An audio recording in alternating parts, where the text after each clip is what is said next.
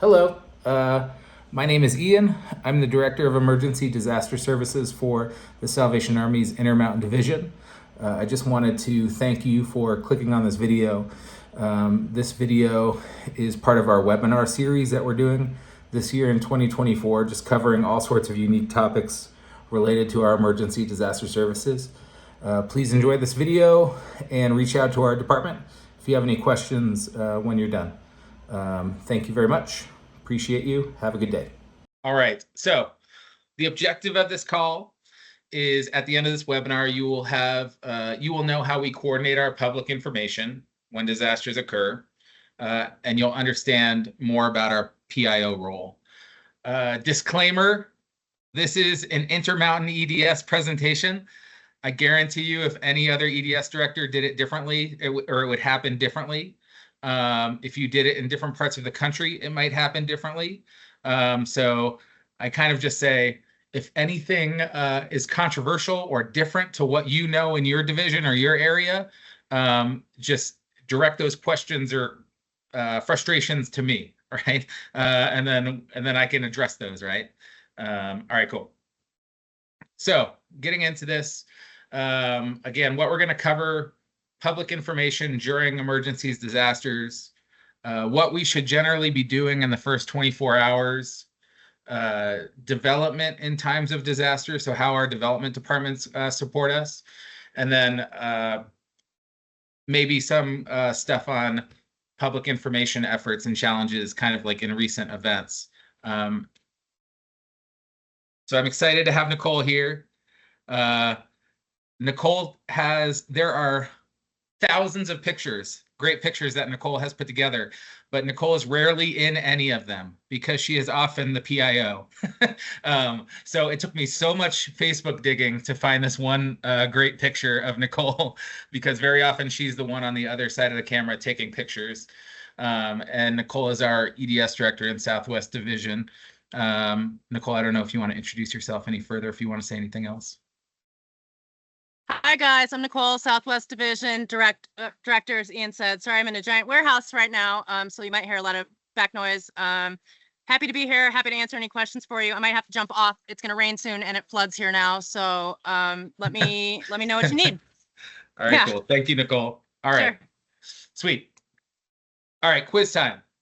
If you guys on your phone or on your device want to scan that QR code or go to that website, menti.com, and there's a code there, and I'll give you an opportunity to kind of ask some fun questions.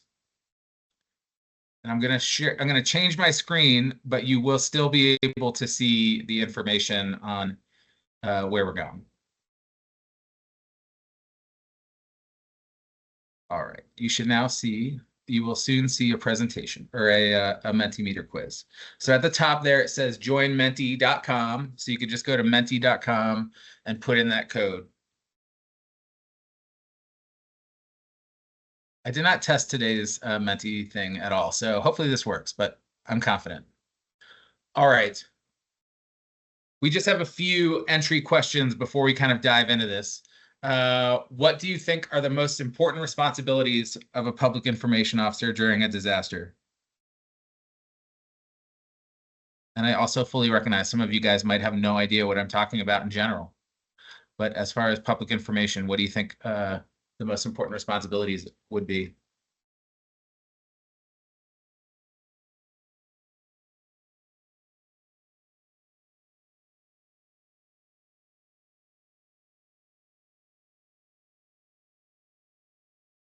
And feel free to go on to the next questions and answer those if you can.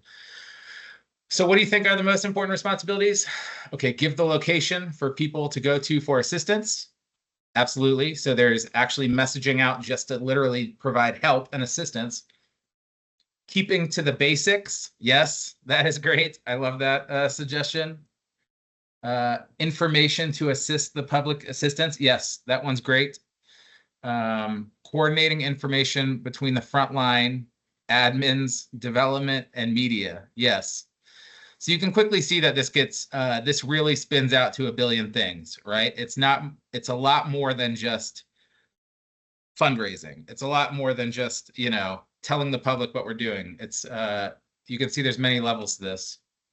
All right, going to that next one. I think I just did that one. Yeah, okay, we'll go to this one. I don't understand how that messed up. How do you guys receive your news or stay on top of things happening in your community? And let me know if this has messed up at all.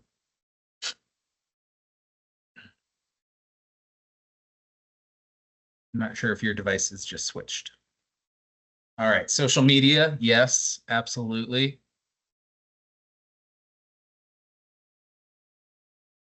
County alert system, absolutely. That one's definitely important. That's usually not related to us, but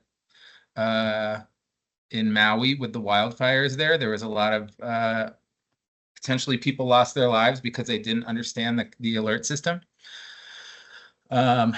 Local news, official releases, absolutely. Local news, national news, yes. So lots of different ways we get our information. It's good. It's good.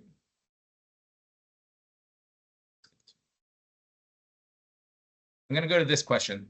Who are we communicating? And then this will be our last question. Who are we communicating with when we are facing disasters and or supporting relief efforts? Right? Because we might just be doing communications if an event happens, regardless if we're doing anything, right?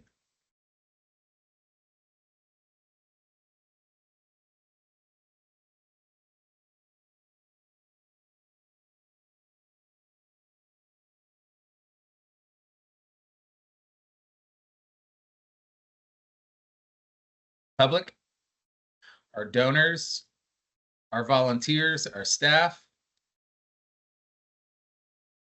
Yep. Yes. All right. So I can see that you guys are all on the same page as far as it's definitely more than just our own people. I love how this individual wrote leadership. Absolutely. So our own internal leadership, because we are giving our internal leadership different information at times, or more specific information catered to what they need, right? To help us make decisions. All right, I'm going to share my screen. I'm going to move my screens real quick, and then we're going to get into the meat and potatoes of what we're covering.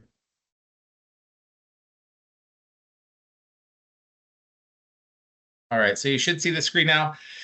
So we have to start with public information. Officer, unfortunately, with this, no matter what, you always have to start with the incident command stuff, right? And so a public information is within the incident command system. They manage all messaging, right? They proactively collect, verify, and disseminate reliable information about what we are doing and the services to the public via mass media and social media. So that is a job in itself right there, as far as looking at all the information we have, looking at information coming from outside, making sure it's all accurate, and then giving out the message that we want to provide. The PIO is not alone. They are supported internally by our development personnel and partners. They don't know, they might not always feel like it, but there is actually a pretty huge network of people that are there to support them. They capture what we are doing, build stories, and gets to share our stories internally and externally. Hello, how are you doing? There you go. There's Jenny, our EDS director in Alaska. Good to see you, Jenny. I've actually very carefully wrote the word gets there because it's good to see you guys. I actually wrote gets there because I think it's a privilege to get to do this role. To I always dream of being able to do the PIO role hilariously, but I'm never allowed to do the PIO role, if that makes sense, because it's so fun to go out there and get pictures, and you get to actually meet with people. You get to actually share the story. Slide. So this is the last kind of incident commandy thing that I'm going to show you guys, but this shows you in a big event how we might actually scale up supporting the PIO. There might be an assistant PIO, there might be a designated spokesperson, there might be technical advisors, and then you get into all sorts of groups for other specific types of things. So on this infographic, we have a copy specialist, a photography specialist, a social media specialist, and a video specialist. So this is just an example, right? But you could quickly see how you could get a whole team of people around to support this if it's a big event or a small event also. So what do we look for in a PIO? They need to be a professional communicator, right? And even our PIO, so if Nicole is in the role and she's selecting who's going to go on TV and speak, these are even going to be the things that she's thinking about before she even puts someone in front of a camera for us. So they need to be a professional communicator. The bread and butter of the PIO is effective communication, whether that's oral, written, or by taking great photographs. You'll hear it a couple times in this, but just because we might have a nice camera in a closet doesn't mean we have someone who can take good pictures. And we are also blessed to generally have good phones with good cameras nowadays, so you can really capture a lot of great stuff. So the PIO is a colleague, a manager, a networker. They build relationships, and there you can see that whole group of people among media partners, influencers, and among TSA personnel. They are knowledgeable. The PIO is a reliable source of information. They understand public relations. They know how the local Salvation Army infrastructure, how it is. They're aware of our infrastructure locally, right? They are aware of our local programming and what we do. But they're also knowledgeable on our EDS efforts. They're knowledgeable on our fundraising policies. They may not be able to answer every question, but they will be able to answer that question, right? They will find a way to answer that question. Assertive, proactive, and cool under pressure. The PIO resists passivity and works diligently to get the Salvation Army story out. They anticipate the next news cycle, right? They are proactively identifying Salvation Army stories to pitch. They identify potential public relations issues before the impact of the Salvation Army brand. And we can think about that for all sorts of things, right? So how might it positively or negatively impact the Salvation Army? I love this declaration. The PIO is never flustered, even when there is a camera in their face. Analytical and strategic, they can turn numbers into stories. I mean, so much of what we do in the field, you just get this raw data of we served X amount of meals and blah, blah, blah, blah, blah. Our PIOs kind of proactively get out there and get that information. They are credible and trusted. I like this, and it's a challenge. The PIO never lies, right? That is our quest. The PIO understands that once their or our credibility is lost, it is extraordinarily difficult to regain, right? And you can think about these situations with our day-to-day operations as well, right? So we need to know what we're messaging and who we're messaging it to. And you guys already kind of pointed out some of this in those questions. So we need a map or a plan for each of our audiences for each mode of messaging, right? So this is a decent list of audiences. So there's the public, and that might be folk who are impacted and non-impacted. Our internal Salvation Army, emergency management and government partners who are helping with coordination, but then also our first responder partners who are on the ground, our nonprofit partners, our corporate partners, the media in general, and then vulnerable populations. You know, one thing that we do uniquely, the Salvation Army, is we often support vulnerable populations. Sometimes other organizations won't or can't. So that is something that I appreciate that we kind of keep at the forefront. But here's the thing, we need different messaging for all of those audiences. Forms of communication, Salvation Army websites, news release, television, traditional local news to national news, radio, print, online news, social media.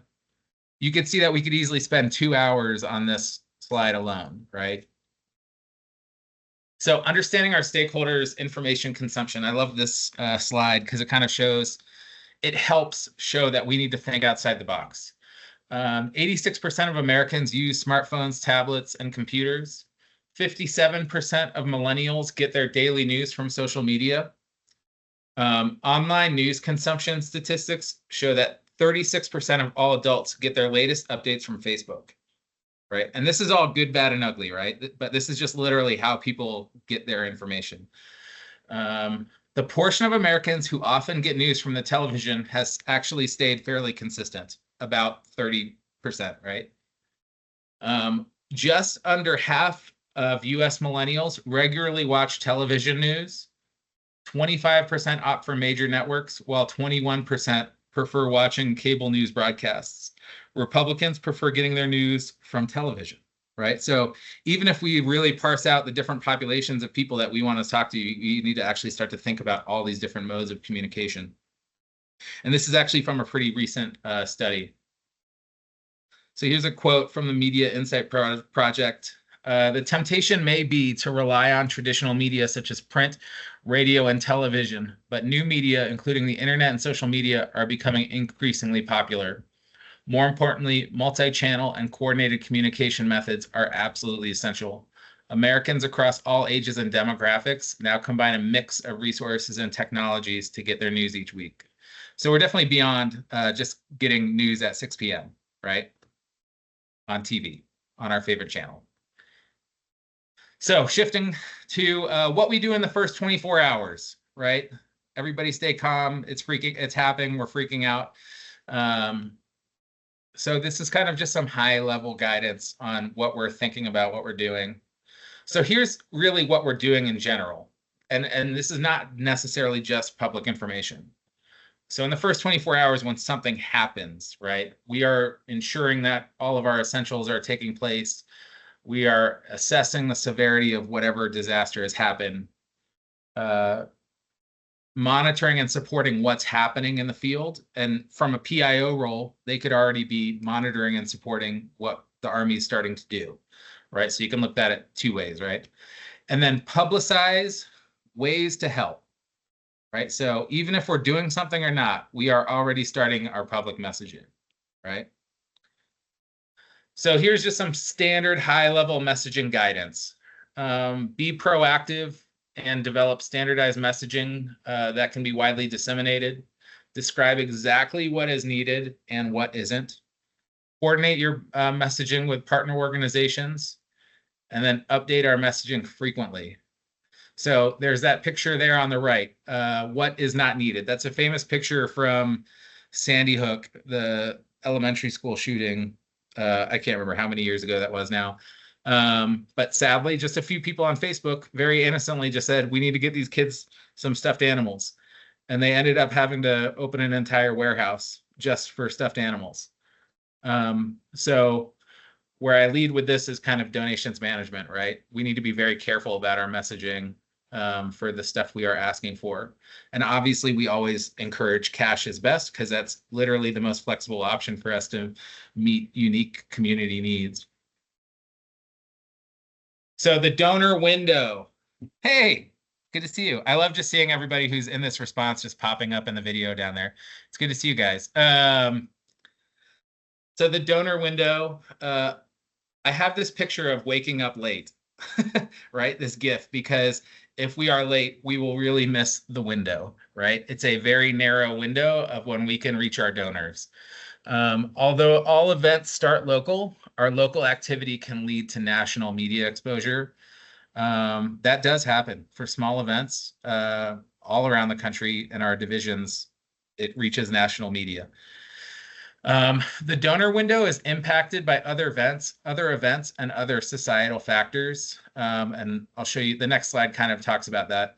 And also we have this thing, I think it's real, but it's also kind of an excuse, but it's definitely real, which is donor fatigue, right? People can only give to our organization so many times in a certain period of time, right?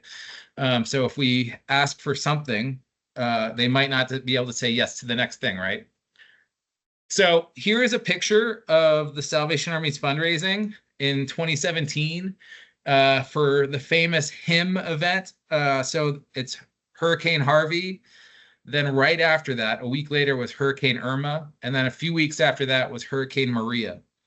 And what this infographic shows that, yes, we were able to raise about $10 million, which is incredible. However, that all happened, and 92% of that happened in the first 7 days. And I guarantee you, if we weren't doing some of our pre-messaging in those first few days, it would have been nowhere near that number as well. You can also then see, once Hurricane Irma landed, the Army nationally only brought in 160 grand, which is not enough to do anything, right? And as we are trying to be better stewards of our donor dollars, we don't have these infinite reserves sitting in the ivory tower for EDS, right? It does not exist. So it is so important that we take this seriously out of the gate, because this dictates what we can then do for survivors for the rest of response and recovery. And then this infographic doesn't even show Hurricane Maria, but Maria was probably the most devastating to the folk in Puerto Rico, and the Army got very little for that, right? So that's kind of that's that personification of, or that's how we show donor fatigue and that kind of thing, right? So last kind of section is community relations and development. CRD, that's the official term for development in our territory in times of disaster. And this is just a few little high-level things. So this is just kind of a breakdown of being a local PIO all the way to international headquarters, right? And so there's the PIO, you saw what they do, right? They collect, verify, and disseminate that information. And they start getting that local messaging out. Divisional headquarters then comes in and supports that local infrastructure. And this is completely going up and down the whole way. So this is this is actually kind of a confusing graph, but because we have directives coming from national headquarters down, as well as we are working the other way up, right, with local directives. So they support communications. It goes up to THQ, our territorial headquarters. They are providing additional resources if and when necessary. And then it goes to national headquarters. And at national headquarters, that's where we also, and territorial headquarters, we have key partnerships with media partners. So that's where you get that token Weather Channel interview or other situations like that through those relationships at that level. And then international headquarters, more often than not, is actually monitoring what we're doing and sharing that information around the world. I'm not going to share the document just because of time, but THQ actually a few years ago created a great guide document for our development departments. And in this document, it's basically a short, maybe 15 to 20 page document. I am happy to send it to any of you guys that want it after this for you to review, and we can review it with you. But here's the things that it covers, because these are all the things that now after this call, you're going to sit there and think, well, how can I prepare, right? So breakdown of action items before the event, what to do in the first 24 hours, what to do in the first few days, first few weeks, and in the months after, right? So there's different strategies for all those time frames. Press release templates, fact sheet templates, talking point templates. So all of these things already exist, and it's kind of plug and play for putting information in. Media monitoring and fundraising preparation. Tips support on media coverage. Tips support on fundraising. So also, again, this is one of those examples of if we need someone from THQ to come out and actually support us in the field, they will send someone if we have the need and we ask. And then guidance on TSA fundraising and donation guidelines, right? Because we actually have to have a plan on that. We have to know how the funding actually comes in and how we are properly communicating that back to the public. That is not something that we should be making up on the fly, if that makes sense. All right. So, Nicole, I'm going to kind of drop it on your lap. I certainly have a few things that I could pull out of my pockets, but I don't know. Nicole was our PIO for well over a month in Maui for the wildfire. Yeah, it was a wildfire. And for these recent events, obviously. So Nicole, do you have anything that Sure. or Hey tips, guys, I thought tricks, I'd give you anything? sure. I thought I'd give you a quick tour of our warehouse. I'm just going to spin you around and see. This is donations management in New Mexico. We have over 175 pallets of donated goods we need to get through. So we're back. So we're working on that. I have Jenny here. She's got a couple things she wants to share too. Yes. Ian, great presentation. It's great to have a PIO activated and have a communications plan because you're talking to donors, DHQ, and the exterior public. I always like to have officers in uniform do our speaking for us. I always like to be behind the camera. That's why you can't find pictures. But here, Jenny's got a little list she's going to run through for you too. Hey, everybody. Thank you, Nicole. So I am from Alaska, as Ian indicated, and did communications for the Salvation Army for 15 years. So here are some of the things that I now help support my push forward to my CRD team. And I think Ian covered some of them, but just to reinforce that, make sure you meet your PIOs in advance, your local emergency management folks, the PIO team at the local level, the county level, and the state level, because you're going to want to be able to connect with them pretty immediately and be able to start pushing out and communicating information about what the Salvation Army is doing. One of the things that I worked on with our state PIO, particularly related to donations management, you just saw the warehouse here, is to have pre-scripted messages all ready to go. Develop them, talk about the best way to give clothing is to our existing resources. We can issue vouchers, much easier than trying to manage donated clothing. Have your CRD team on call so they can get a donation link set up pretty immediately, and have a holding statement. You don't have to clearly identify what the Salvation Army is doing, but just the reassurance that the Salvation Army is part of this community and we are here and ready to help. We're assessing the greatest needs and where we might be able to help support our neighbors and friends. And just the reassurance that the Salvation Army is a local presence, but we have a national reach. So if there are things that are important and essential, we will try and advocate for that for our community. And then I think one of the best things that I ever did was to participate in either the local marketing association membership groups or public relations society.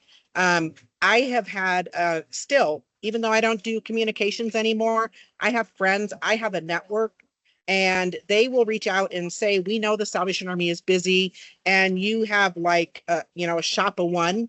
How can we help?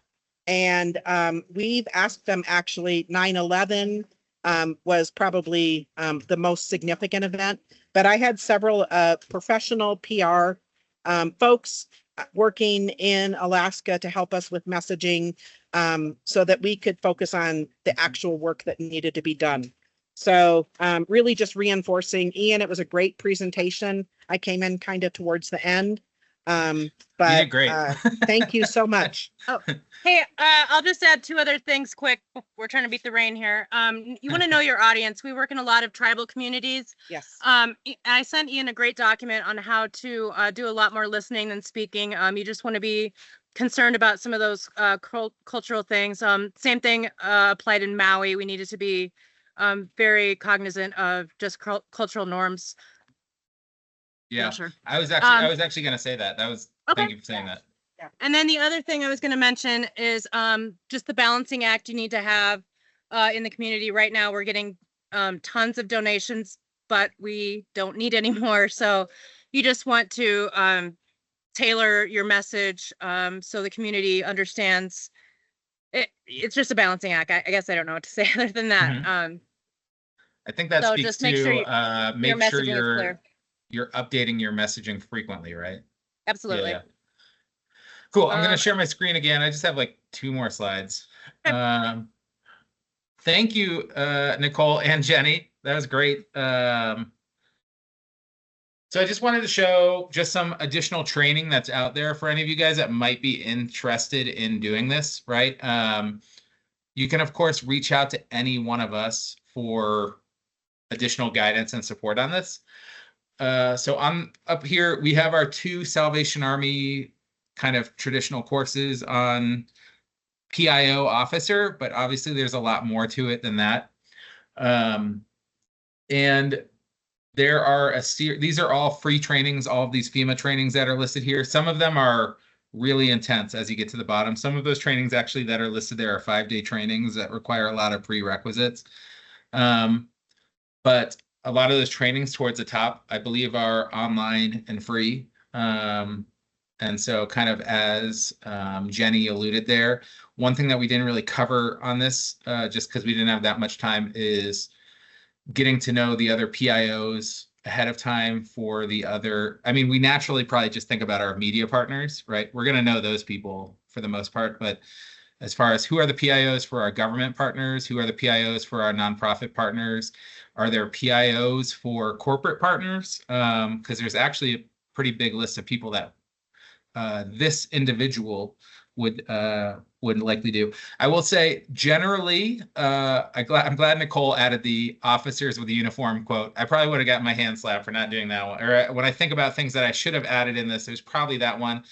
But the other thing that's kind of like similar to that in my head as we bring this up is very often PIOs are really well-trusted people within the Salvation Army, right? So it's usually development staff already.